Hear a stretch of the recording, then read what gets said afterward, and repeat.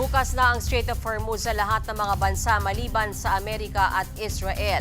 Nilinaw yan ng Iranian Foreign Ministry. Gayunman, maraming barko raw ang ayaw dumaan sa Hormuz dahil sa banta sa seguridad na wala naman daw kinalaman ang Iran. Una nang sinabi ng Amerika na magsasanib puwersa ang ilang mga bansa at magpapadala ng mga barkong pandigma para manatiling bukas at ligtas ang Strait of Hormuz.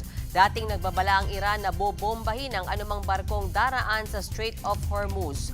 May mga Pilipino umanong inaresto sa UAE matapos mag-post ng videos online ng mga pag-atake sa Dubai. Kinukumpirma pa yan ng ating embahada doon. Ayon sa ilang ulat, kasama sa 25 inaresto ang 2 Pinoy. Paalala ng embahada sa mga Pilipino sa Middle East, huwag magpakalat ng fake news tungkol sa gulo. Kaninang umaga, pinuntirya ng drone attack ang ilang building malapit sa Dubai International Airport.